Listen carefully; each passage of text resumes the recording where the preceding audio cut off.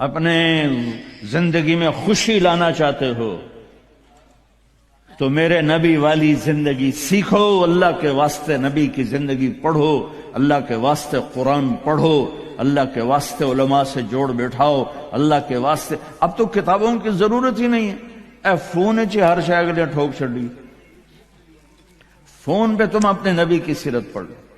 اپنے ایک بہت بڑا تاجر تھا وہاں ادھر پاکستان میں، تو ہم کھانے پہ کٹھے تھے تو اس کے فون کی گھنٹی بجی، اس نے یہاں فون لگایا اور ادھر کھانا شروع کیا، پورا آدھا گھنٹہ وہ لگا رہا، ایدے بھی وہ میں نے کہا تھوڑے نہ کاروبار کا کی فائدہ، تسی تو روٹی جوگے بھی نہیں رہ گئے۔ کہا جی وہ بہت بڑا جرمنی میں مال پھنس گیا تھا تو وہ اس کے لیے پھر بڑی اہم کال تھی۔ میں کہتا وہ کرما لے تو روٹی پھر بعد ہی کھا لے، میں روٹی کھانے کے بھی قابل نہیں چھوڑا ہمیں۔ تو میرے نبی کی زندگی، جب آپ گھر میں ہو تو اپنی بیوی کو عزت دو، بیوی خاوند کو عزت دے، کبھی اونچ نیچ ہو جائے۔ یہ دنیا ہے، یہ جنت نہیں ہے، یہاں اونچ نیچ ہوگی۔ علی و فاطمہ سے بڑھ کے کون سا گھر لاؤں میں آپ کے سامنے؟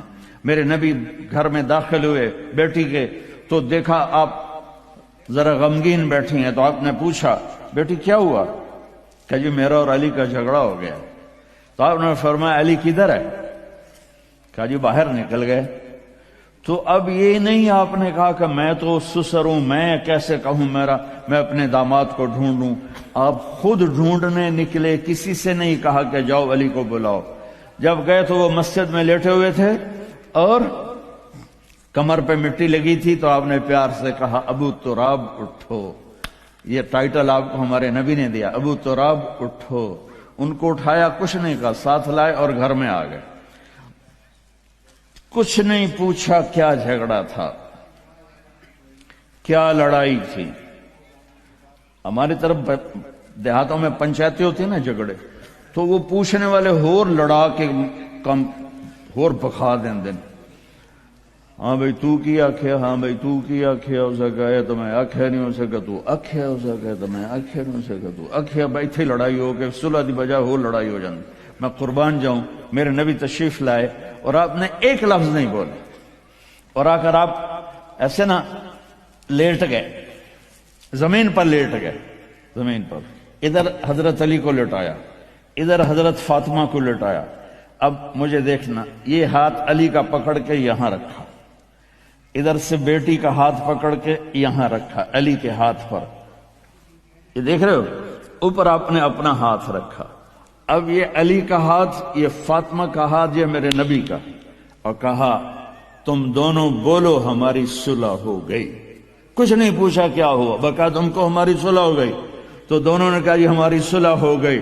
تو آپ اتنے خوش نکلے کہ صحابہ بھی آپ کے چہرے کی خوشی کو دیکھ کر پوچھنے لگے یا رسول اللہ آپ تو بڑے خوش نظر آ رہے ہیں۔ تو آپ نے فرمایا میں علی و فاطمہ کی صلح کرا کے آ رہا۔ تو اس سے اونچا گھر اور کہاں سے میں دکھاؤں گا آپ کو؟ یہ دنیا ہے، اللہ کے واسطے اپنی اولاد کے لیے، اپنے لیے، اپنے گھروں کو خوبصورت بناؤ نبی والے اخلاق کے ساتھ، نبی والی محبت کے ساتھ۔ میں کیا سناؤں آپ کو؟ آپ نے حضرت عائشہ سے فرمایا عائشہ سنو، دھیان سے سنو، اظہار محبت، اظہار محبت۔ ہم نے کہا عائشہ مجھے جب سے پتا چلا ہے کہ تو جنت میں میری بیوی ہے، مجھے موت ہی اچھی لگنے لگ گئی۔ اور عربوں کے ماحول میں، عرب کے ماحول میں کوئی یہ کہتا مجھے بیوی سے عشق ہے تو عیب سمجھتے تھے، اور کوئی کہتا میری محبوبہ ایسی تو کہتے واہ واہ۔ یہ عرب کا ماحول تھا۔ جیسے یہاں گرل فرینڈ کا بوائے فرینڈ کا چل گیا ہے، اللہ ہمارے بچوں کو پاک دامنی نصیب فرمائے۔ تو عرب اس میں نا کوئی نہیں جھجکتے تھے، کھلم کھلا۔ وَهَلْ تَبْكِينَ، اپنے لیلا مجنوں کا نام تو سنا ہوا ہے، یہ صحیح لوگ ہیں، ساڑھے ہیر رانجے تو سارے کوڑے قسم۔ تو وَهَلْ تَبْكِينَ لَيْلَا اِذَا مِتُّ قَبْلَهَا، وقام على قبر النساء النوائح كما لو أصاب الموت ليلى بكيتها وجاد لها دمع من العين صافح. میں نے 2 شعر پڑھے، ہر شعر میں وہ لیلا کا نام لے رہا ہے، لیلا کا نام لے رہا ہے. یہ کلچر تھا عرب کا کہ معشوقہ سے محبت کا اظہار فخر اور بیوی سے محبت کا اظہار. اور تو رن مرید ہو گیا، تو زن مرید ہو گیا. یہ ماحول سمجھ میں آ گیا. اس ماحول میں ایک شخص مسجد میں آتا ہے اور ایسے محفل لگی ہوئی ہے، رو آ کر پوچھتا ہے یا رسول اللہ آپ کو سب سے زیادہ کس سے پیار ہے؟ من احب الناس الیک. تو آپ نے اس کے کان میں نہیں کہا اور آپ نے زور سے فرمایا عائشہ سے. اللہ، وہ تو ہل گیا. آپ نے کہا عائشہ سے. اس کو تو توقع نہیں تھی. تو گھبرا کے کہنے لگا یا رسول اللہ میرا یہ مطلب نہیں تھا، میرا مطلب تھا مردوں میں کس سے زیادہ پیار ہے. تو وہ آپ نے کہنا تھا ابو بکر سے. تو آپ نے ابو بکر نہیں کہا، آپ نے کہا عائشہ کے ابا سے. عائشہ کا نام دوبارہ لیا. انہوں تھوڑا جا پانی پیوا مناسب.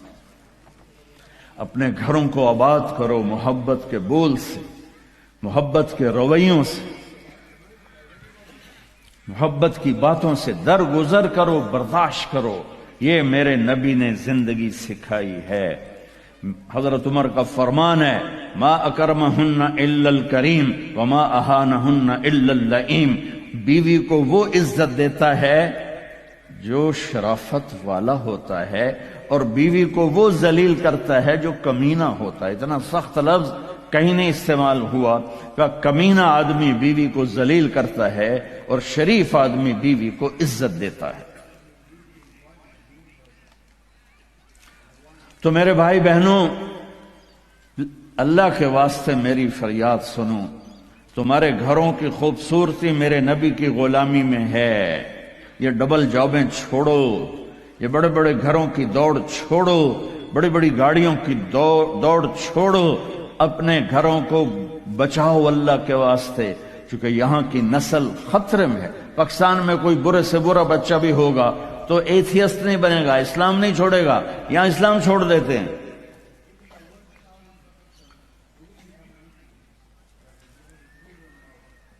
میں آپ کو اپنے گھر کی بتا رہا تھا. ایک بچہ مجھے ملنے آیا، کہنے لگا جی میں نے پورے پاکستان میں ٹاپ کیا ہے ایف ایس سی میں، اور کنگ جو ٹاپ کرتے ہیں وہ کنگ ایڈورڈ میڈیکل یونیورسٹی میں جاتے ہیں.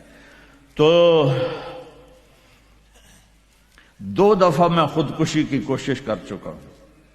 پلز کھائیں، گولیاں، لیکن وہ زندگی تھی بچ گیا. میں نے کہا بیٹا تو چھوٹا سا ہے، تو نے یہ خودکشی کی کیوں یہ تو نے قدم اٹھایا؟ کہا جی میرے امی اور ابو اتنا لڑتے ہیں کہ ڈسہارٹڈ ہو کر میں 2 دفعہ خودکشی کی کوشش کر چکا.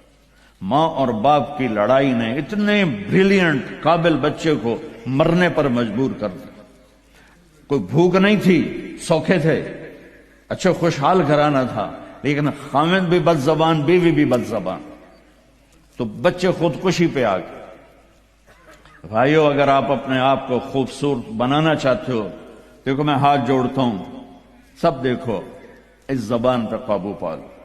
یہ زبان خوبصورت ہو گئی، دل جڑ جائیں. یہ چند روزہ زندگی ہے. میرے نبی کی 2 سنتیں لے لو. ایک زبان پہ قابو، یہ اس زبان پہ قابو پالو، اس زبان پہ قابو پالو، اس زبان پہ قابو پالو، تو آپ کے گھروں کے 90% مسائل ختم ہو جائیں گے. اور دل کو سب سے صاف رکھو، اور اپنے ایک دوسرے کا ہاتھ بٹھاؤ. اپنے بچوں کو اپنی دولت سمجھو، ان کو یہاں اچھا مسلمان بنا کے چھوڑو. اب یہ نسل یہاں رہنے والی ہے، واپس نہیں جائے گی. نہ تم جاؤ گے نہ تمہاری نسلیں جائیں گی. ایک پٹھان کوئی بیٹھا ہو تو پہلے معافی مانگتا ہوں. تو ایک پٹھان کا خرگوش گم ہو گیا، تو لوگوں نے افسوس کیا کہ خان جی آپ کا تو خرگوش گم ہو گیا. تو وہ کہنے لگا ارے بھائی غم نہ کرو، ہم نے اس کو نسوار کھلایا ہوا ہے، جب نشہ ٹوٹے گا ہمارے پاس ہی آئے گا. تو تمہیں آسٹریلیا کی نسوار لگی ہے، تم پاکستان واپس جاؤ گے؟ نہیں جاؤ گے، ادھر ہی رہو گے۔